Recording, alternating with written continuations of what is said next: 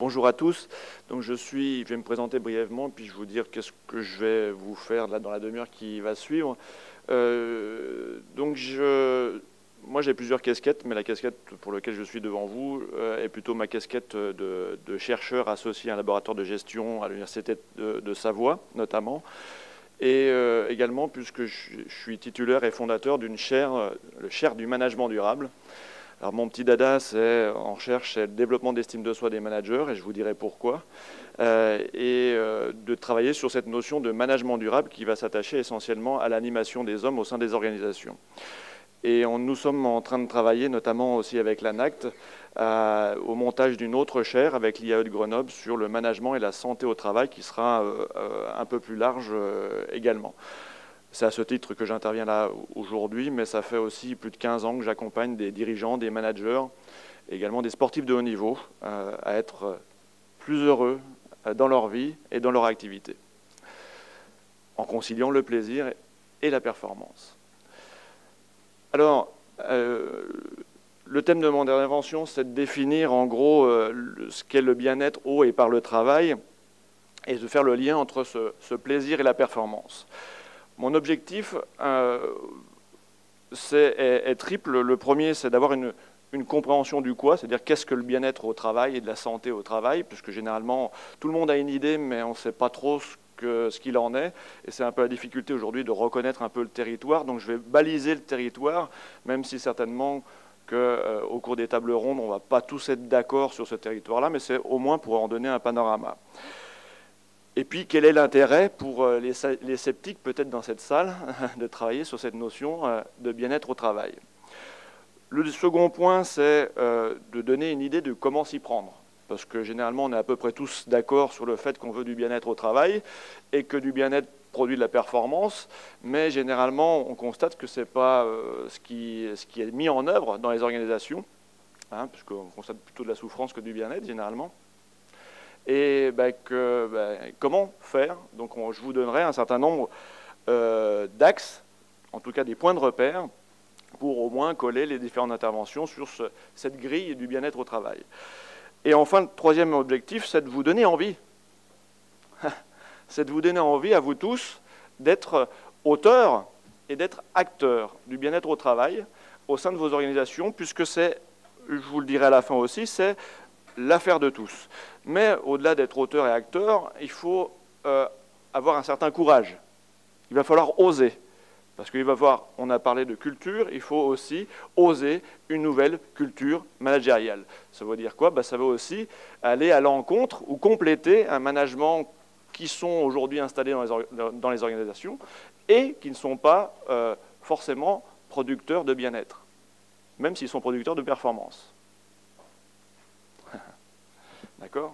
Parce que si le mal-être ne produisait pas de performance non plus, on aurait déjà résolu la question. Alors mon plan va s'articuler autour de trois étapes. C'est déjà donner une définition du bien-être et de la santé au travail, puisque c'est lié. Deuxième champ d'intervention, c'est de faire le lien entre le bien-être et la performance, mais je vais parler de performance durable. C'est là que ça va faire la différence, justement, et le développement. Et ensuite, je donnerai des axes sur le comment faire, et notamment je vous parlerai de trois dimensions, une dimension personnelle, une dimension relationnelle et une dimension organisationnelle. Je laisserai une dimension qui est plutôt environnementale, mais les autres en parleront. Et puis je vais questionner à cet endroit-là la responsabilité de qui? Qui est responsable du bien-être au travail? Voilà donc pour le plan d'intervention, mais avant ça, je voudrais répondre à la question qui a été posée sur l'utopie. Parce que maintenant, ça fait plus de 15 ans que j'interviens sur ce domaine-là, et cette question-là, je l'ai depuis 15 ans. Et puis, il y a d'autres collègues qui l'ont depuis bien plus longtemps que moi. Alors, je voudrais apporter un élément de réponse et puis dire que cette réponse-là, elle n'est pas d'hier, puisque l'utopie, c'est Thomas More qui a un peu alimenté ce mot-là, utopia, il y a 5 siècles de ça, et qui, ce qui est intéressant dans l'histoire, a inventé cette ville un peu parfaite par réaction à, en fait, ce qu'il voyait dans son pays, l'Angleterre, sur la souffrance que provoquait la capitalisation du monde rural par l'industrie lainière en Angleterre. Donc on parle déjà d'environnement, on parle de développement durable, on parle de bien-être des personnes sur des territoires. Donc on est déjà en plein dedans. Alors je vais vous dire comment depuis 15 ans je réponds à cette question. Il y a 15 ans, quand j'entendais ouais, mais c'est une utopie ce que vous dites, monsieur Deloche. Alors je disais, un peu énervé, parce qu'un peu en colère, en disant, mais c'est des gens qui contre cette affaire-là, comment ils font. Donc, avec un peu d'arrogance, je disais, mais les gens qui disent que c'est pas possible ne devraient pas arrêter ceux qui sont en train de le faire. D'accord? Et puis j'ai compris que c'était pas forcément contre le projet que les gens argumentaient. Qu'ils étaient à peu près, que nous sommes à peu près tous d'accord sur le fait que du bien-être, un monde meilleur, on veut tous en croquer. Mais que finalement, la problématique, c'était plutôt « j'ai peur d'espérer ». J'ai peur de croire que... Faites-moi pas croire que ça peut exister si c'est pas vrai. Parce que l'espoir, l'espoir, on en parle en période de crise, on espère, et puis après on est déçu. On croit que ça va être mieux, puis après on est déçu, donc après il faut gérer la frustration. Et quand on a mal été éduqué à gérer la frustration, et on va en parler aussi dans le management, eh ben c'est un peu difficile de gérer cette notion-là. Donc j'ai décidé de dire, plutôt que de répondre avec arrogance, dans un second temps, de répondre en disant, en fait, que parfois la réalité d'aujourd'hui, c'était l'utopie d'hier. Alors du coup, les gens disent « Ah oui, c'est vrai, il y a des gens qui ont rêvé à des trucs, puis aujourd'hui, on est dans le rêve de ceux qui ont créé quelque chose. » Donc du coup, ça alimentait l'espoir en disant « Oui, j'ai la preuve que ça peut fonctionner. » Donc ça rassurait un petit peu, mais pas encore assez. Et donc j'ai compris que depuis, c'est l'introduction que j'ai faite tout à l'heure, que finalement, les gens ne voulaient pas que l'espoir, mais qu'ils voulaient le comment faire. Parce que nous souffrons surtout de comment mettre en œuvre ce monde meilleur, ce bien-être au travail, et donc l'épanouissement aussi de la qualité de vie pour ce qui concerne l'ANACT. Voilà, donc c'est à ces questions que je vais essayer de répondre, c'est en tout cas d'alimenter le comment faire, et c'est mon métier aujourd'hui, je le fais au quotidien, à la fois en chercheur et à la fois en accompagnement des gens et des organisations. Alors je vais commencer par, voilà pour Thomas More, je vais commencer par le bien-être au travail. Je vais tout d'abord donner une approche du bien-être et de la santé au travail. Pour vous montrer aussi que c'est une question de regard porté sur l'objet aussi qui va conditionner nos attitudes au quotidien.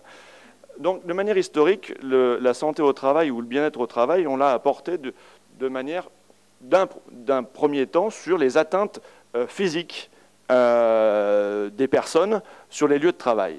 Donc on s'occupait des petits bobos physiques. Et puis plus récemment, effectivement, on a entendu parler de risques psychosociaux. On s'est intéressé aux approches psychiques, d'accord, aux atteintes psychiques des êtres humains au sein des organisations. Mais ces deux approches-là, c'est une approche pathogénique. C'est-à-dire qu'on regarde ce qui va mal, puis après on dit, tiens, si on réparait. Oui, d'accord. Alors que la dynamique que on propose maintenant, qu'on essaye de faire passer, c'est de dire qu'on veut une approche de la santé et du bien-être au travail. Et il y a un mot que vous allez peut-être apprendre aujourd'hui, c'est l'approche salutogénique. Quand on approche salutogénique, ça veut dire je veux du bien-être au travail. Je ne regarde pas ce qui va mal, je regarde ce qui va bien et comment faire pour aller mieux. D'accord? Alors pourquoi c'est intéressant de regarder ça?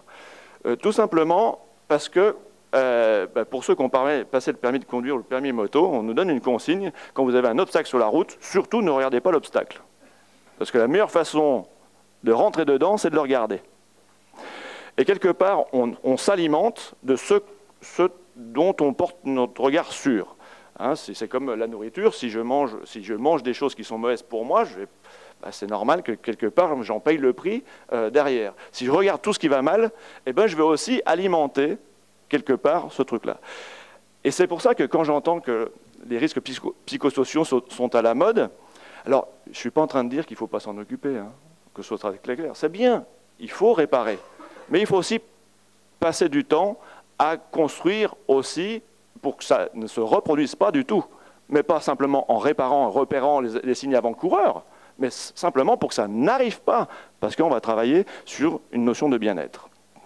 Voilà la théorie. Bon, il y en a d'autres qui ont parlé de ça aussi. Effectivement, Maslow qui disait, si on n'a qu'un marteau, on a tendance à traiter tous les problèmes comme un clou, comme outil. C'est un peu l'idée. Et dans cette idée-là, c'est ce que je conseille des fois à mes clients qui viennent me voir dans mon cabinet, c'est souvent, et c'est très français, on attend d'aller mal pour aller mieux. C'est très rare qu'un client dise « je vais bien, mais je voudrais travailler avec vous pour aller encore mieux et encore mieux demain ». Non, j'attends que j'ai quelques atteintes physiques et psychiques, ou sociales d'ailleurs, quand ma femme s'est barrée ou mes enfants sont grands, pour m'occuper de moi. Alors, qu'est-ce que la santé au travail? Alors, je vais donner une définition, le bien-être au travail, une définition qui fait un peu consensus, celle de l'OMS aujourd'hui. Et vous allez voir que même la définition de l'OMS rappelle cette notion à la fois salutogénique et à la fois pathogénique, en tout cas, à contrario. L'OMS dit la santé, ce n'est pas l'absence de maladie. Hein, des fois, vous posez la question à des gens en disant comment ça va, ils disent ça va pas mal. Oui, et ça te suffit? Est-ce que tu veux simplement ne pas aller mal ou tu veux aller bien? Ah, ben, je voudrais aller bien. Ah. Donc effectivement, ce n'est pas l'absence de maladie. Le bien-être, c'est un état complet de bien-être physique. Je suis bien dans mon corps. Psychique. Je suis bien dans ma tête, je suis serein dans ma tête. Et social, je suis bien dans mes relations. Alors, relations, bien entendu, pour la santé de l'OMS, c'est partout, mais dans mes relations au travail. D'accord? Alors, je vous ai fait un petit schéma pour résumer ça, parce que la définition de l'OMS, pour moi, n'est pas suffisante. Bon, il rajoute qu'aussi, il faut savoir être en capacité de faire face aux difficultés que nous offre notre environnement et notre histoire. Dans ce petit schéma, je vous montre donc la dimension physique et sociale, d'accord, dans un environnement, mais j'apporte deux notions, parce que le bien-être est aussi dynamique. Et c'est pour ça que quand on parlait de bien-être par le travail, c'est aussi important. Pour nous, pour être heureux, tous ceux qui travaillent sur le bonheur aujourd'hui, ils disent qu'il faut pouvoir agir, il faut être dans l'action dans le présent. C'est-à-dire que j'agis, mais j'agis dans quelque chose, et Victor Vatkin en parlera, j'agis dans quelque chose qui fait sens pour moi. Si ça ne fait pas sens pour moi, si je pose au quotidien des actes qui vont, soit qui ne font pas sens, soit qui vont parfois à l'opposé du sens de ma vie, ben je ne me fais pas du bien. D'accord? Donc il faut agir dans le présent, donc être en action et relever des défis qui sont à la limite de mes compétences et qui me permettent de me faire évoluer. Ça veut dire quoi? Ben, ça veut dire que le travail est un haut lieu de bonheur. En tout cas, peut être un haut lieu de bien-être, puisqu'il nous permet au quotidien de relever des défis si on nous en donne qui font sens. Première chose. Mais ça ne suffit pas d'agir dans le présent, parce que d'agir dans le présent, au bout d'1, 2, 3 ans, on se lasse. Et on a besoin, pour être heureux, d'avoir une seconde base comme au baseball, d'accord, de savoir où on va aller après, agir dans un présent N+1. Et donc cette envie d'évolution future et du créer du devenir, et c'est aussi, pour être bien, créer du devenir. Comment je reste bankable, comment je travaille à mon employabilité au quotidien pour pouvoir grimper, relever des... Aujourd'hui, ce n'est pas forcément évoluer en salaire ou dans la grille, mais c'est surtout, je veux un autre projet, même si il est au même niveau, je m'en fous. Si ça me permet de jouer sur un autre terrain qui me permet d'évoluer, d'apprendre de nouvelles choses, d'avoir des nouvelles relations, ça va aller. Mais il faut que si je n'ai pas cette perspective-là, les gens qui n'ont pas cette perspective-là, d'un coup, la frustration revient parce que j'ai des envies qui ne sont pas nourries et la peur revient. La peur conduisant notamment à l'inhibition, donc je ne fais rien pour que ça change. Voilà la définition du bien-être, je crois qu'elle fait à peu près consensus pour nous. Maintenant, bien-être, c'est lié le bien-être et la performance. Alors, j'aime à rappeler, et ça va, je vais peut-être inverser l'état d'esprit là-dessus, c'est que c'est quand même notre histoire. Toutes les organisations se sont créées au départ pour participer au bien-être de l'humanité. Bon, on a un peu oublié ce sens-là, d'accord? Mais un boulanger s'est créé pour son activité, c'était pour créer du pain pour tout le monde. Ça participait au bien-être de l'humanité. Et quelque part, toute organisation devrait être dans ce principe-là. Et comme l'a rappelé Olivier tout à l'heure, les notions même des Nations Unies en termes de développement le précisent. Tout développement, dans leurs textes, c'est les textes fondateurs qu'on oublie même du développement durable. Généralement, quand on donne une définition du développement durable, on donne le triptyque social, économique et environnement, et puis on donne celle du rapport Brundtland qui dit qu'il faut préserver les besoins pour les générations futures, tout en répondant à nos besoins. Sauf que le vrai sens du développement durable, c'est de contribuer au bien-être et à l'épanouissement des êtres humains. Bien-être et épanouissement. Celui-là, généralement, on ne les voit pas dans les définitions, même au ministère. Mais pourtant, c'est écrit. Pardon ? On y travaille, mais elle date un peu aussi. Hein, mais en tout cas, c'est quelque part toute organisation, tout développement durable ou tout développement doit avoir pour but, comme finalité, le bien-être et l'épanouissement des êtres humains. Déjà ça, si on réfléchit à ça sur nos organisations, est-ce qu'on est utile à, ou est-ce qu'on contribue à l'épanouissement, ou est-ce qu'on détruit ? Ce serait pas mal de se poser ces questions-là déjà. Alors la bonne nouvelle, c'est que, ça il y a quelques années quand même, puisque ça date de 87, sous ces textes-là, la bonne nouvelle, c'est que maintenant on a une loi pour ça. On a une loi de 2010 qui a été créée, dont je vous rappelle les articles ici, en tout cas au moins 3 et 4. L'objectif du développement durable, on parle de cohésion sociale et de solidarité pour le coup, et puis en plus on parle d'épanouissement de tous les êtres humains. Donc ce que je suis en train de vous dire, c'est souvent on dit performance et bien-être, est-ce que c'est lié ? Finalement la performance devrait être le bien-être. La seule performance qu'on devrait mesurer, c'est le bien-être à la sortie, quoi. Déjà à la sortie. Donc déjà, cette notion de bien-être comme but du développement, ça donne du sens. Et puis ça permet de voir peut-être que les organisations dans lesquelles on est ne contribuent pas forcément à ça. Déjà. Donc bien-être et performance, mais le bien-être comme but, c'est une bonne chose. Mais dans le cadre du concept de management durable qu'on a créé au sein de la chaire, c'est de dire c'est bien de créer du bien-être en sortie, mais si on produit du bien-être en sortie en produisant du mal-être pour le produire, ça n'a pas de sens. Vous me suivez ? D'accord ? Si développement durable, si au ministère il y a une vocation d'amener quand même pour les générations futures à mieux, si en le produisant c'est avec de la souffrance, ça n'a pas de sens. À moins que les gens qui sont dedans ont choisi le sacrifice. Et ça, c'est un choix personnel. Donc l'idée du management durable, c'est de dire justement, de prendre cette notion, de dire le management durable considère le bien-être comme le but, mais comme le moyen de la performance. Et ça choque personne de dire que des gens qui sont bien produisent mieux. On est tous d'accord là-dessus. Tout le monde veut du bien-être, les gens bien produisent mieux, donc quelquefois quand je travaille pour le milieu financier, on voit bien que c'est même pas antinomique, l'argent, on peut gagner de l'argent en étant bien aussi dans nos relations. Alors je vais comparer un petit peu de choses, ça veut dire que le management durable nécessite pas simplement de réécrire des bouquins, etc., mais nécessite une posture managériale qui est complètement différente. Alors posture managériale, mais on va parler des syndicats aussi tout à l'heure qui vont s'exprimer, mais ça veut dire aussi peut-être un syndicalisme qui est différent. Donc je vais comparer un peu le management pathogénique, que j'appelle de mon grand-père, mais c'était pas forcément comme ça qu'il faisait lui, au contraire. Mais un management pathogénique qu'on connaît bien, généralement dans les organisations, c'est en gros, on fait péter les grades, et la légitimité vient du grade. Et quelque part, on fait un management par la peur. Moi, j'ai plein de managers et de dirigeants que je suis qui me disent « Ah, t'as vu comme ils me respectent ?» Je dis « Non, ils ont peur de toi, oui, mais ils ne te respectent pas. » C'est une grosse différence, une grosse illusion là-dessus de certains dirigeants. Et puis, une relation de domination. Alors que le management durable, on va être dans du sens. C'est créer du sens, mais au-delà de le créer, c'est de le donner des fois. Alors certains ont de la difficulté à le donner, le sens. C'est un management où on va être dans la confiance, dans une relation de confiance plutôt que dans la peur. Vous voyez déjà le changement de posture, d'accord ? Et puis dans une relation, on va être dans la coopération. Il y en a un pathogénique qui consomme les ressources Et quand je parle des ressources, c'est consommer aussi les gens de l'intérieur.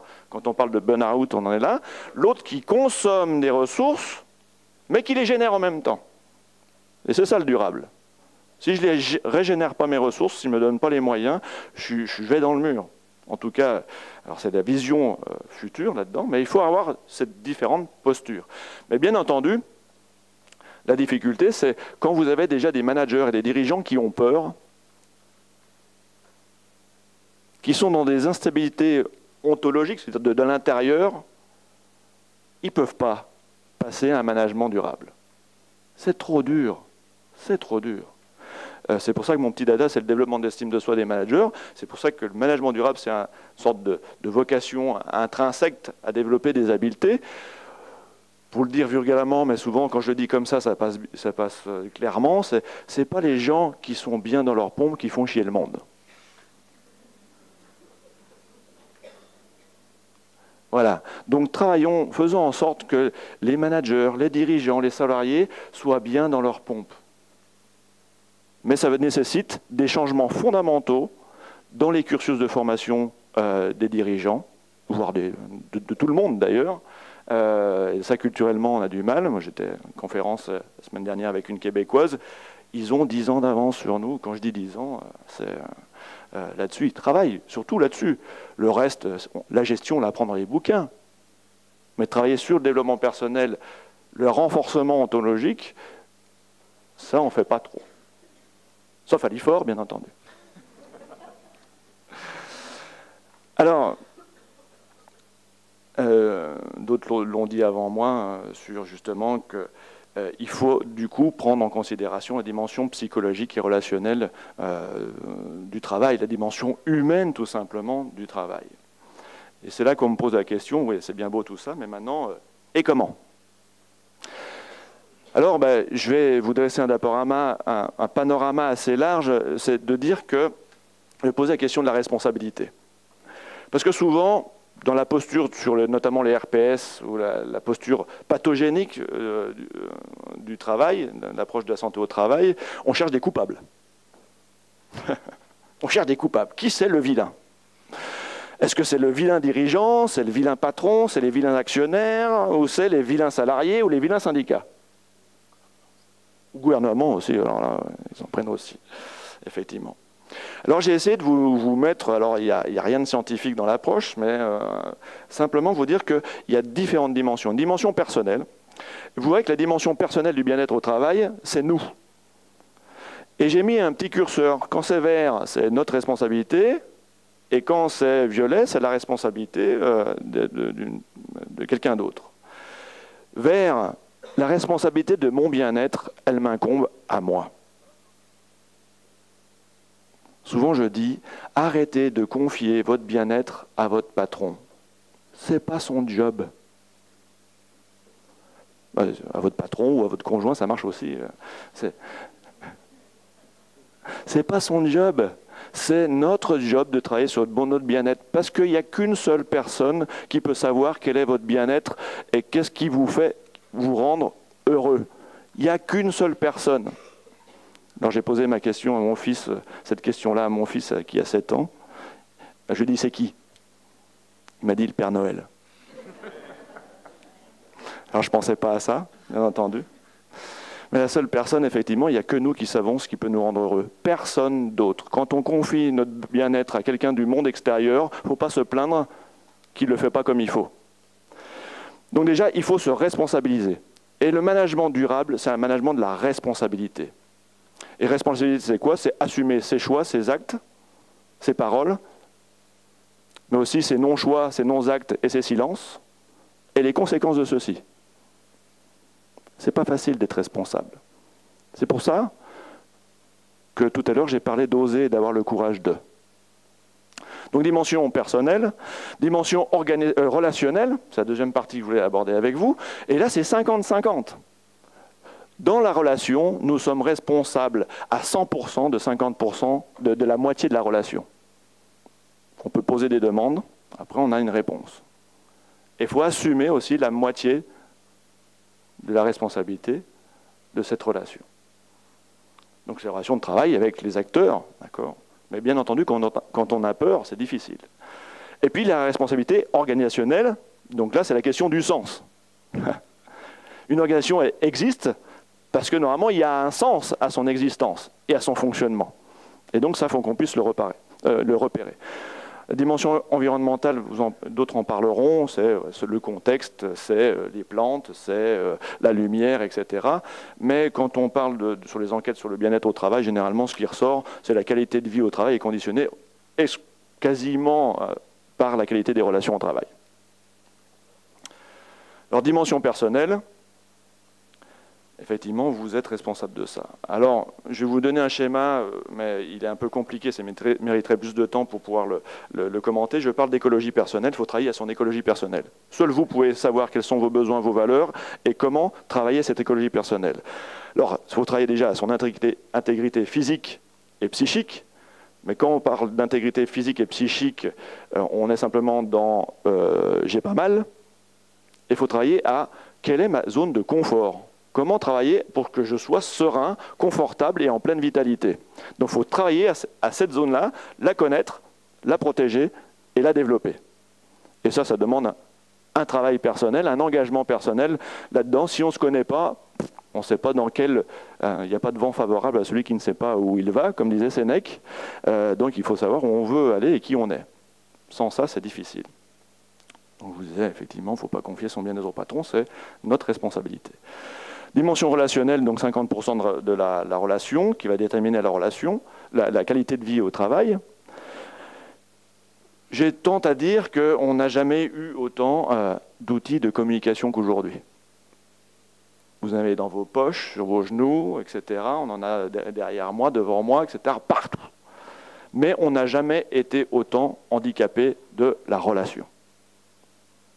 Il faut voir le courage managérial où on recadre par mail, par SMS, une personne qui est à côté dans le bureau.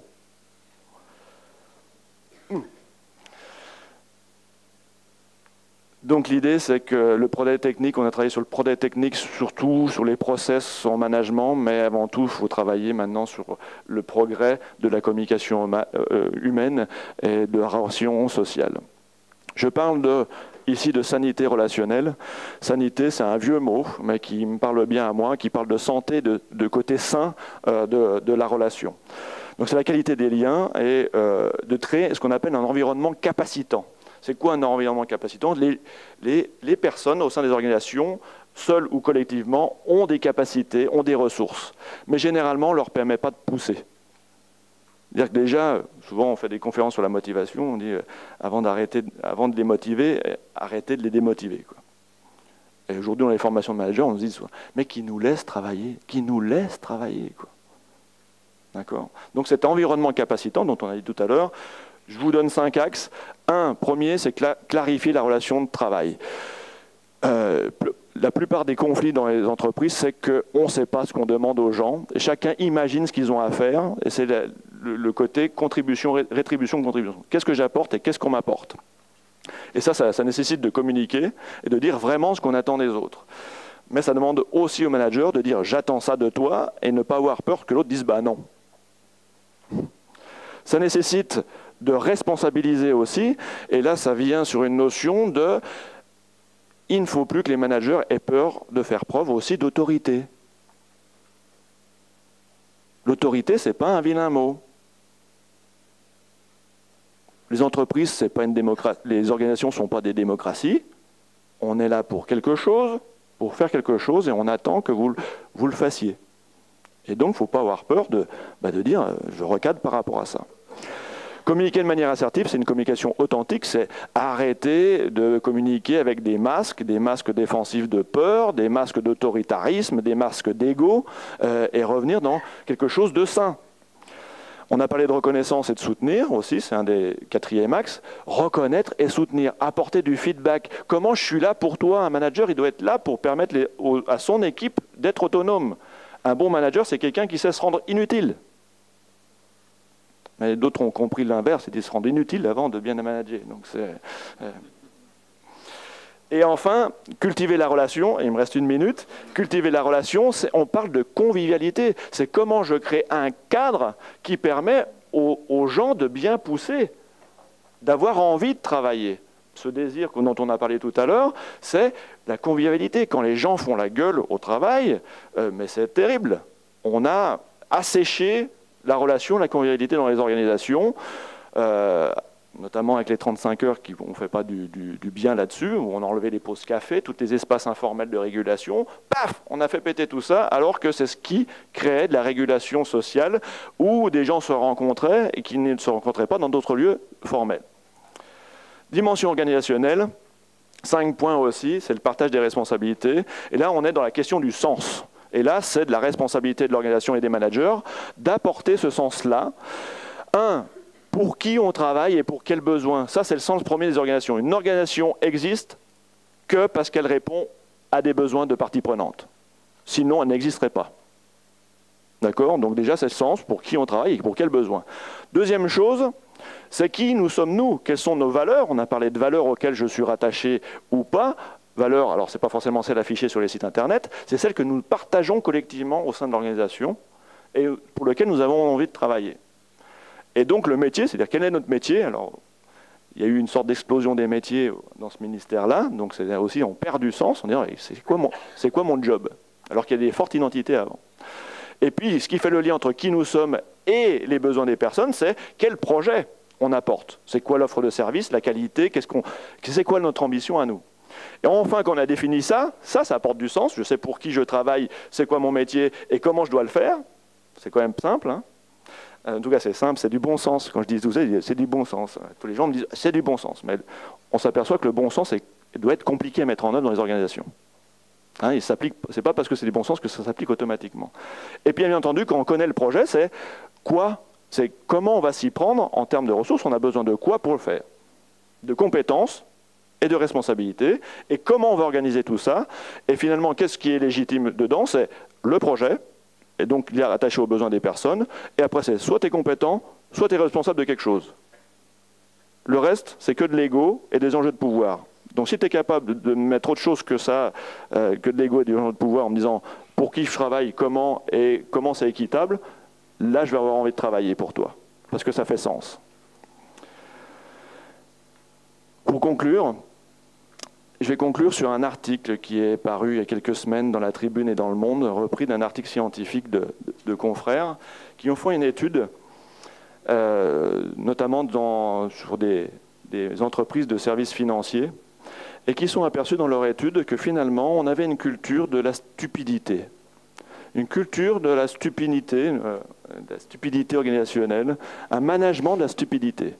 C'est-à-dire que, en fait, dans cet article-là, je vous le fais courte, pour respecter le temps, c'est en gros, on dit « faites et réfléchissez pas ». Moi, je l'ai entendu dans ce ministère, un fonctionnaire, c'est fait pour fonctionner. Ouais. Donc c'est faites et réfléchissez pas. Et finalement, quand alors ça arrange les dirigeants, les managers, mais ça arrange aussi les salariés. Parce que finalement, ils ne se posent plus de questions non plus. Alors ça arrange les dirigeants et les managers parce qu'il n'y a plus de confrontation. On ne pose plus la question qui dérange. Mais du coup, on n'a plus d'alerte. On n'a plus d'alerte. On n'a plus de créativité. On n'a plus d'innovation. Quand on manage avec le management de la stupidité. Et finalement, cet article, moi, il m'a beaucoup parlé, pas que pour le service financier. Moi, les entreprises de services financiers, eux, ils expliquent que ça pourrait être la raison de la crise financière. Parce que quand on rend les gens bêtes, quand on considère les gens comme bêtes, ils nous en donnent pour notre argent. Eh oui, d'accord? Et donc, à travers cette question du management durable et du bien-être au travail, la question, c'est surtout un management d'intelligence et de faire confiance à l'intelligence et au potentiel de chacune et de chacun d'entre nous. Merci de votre attention et je vous souhaite une excellente journée.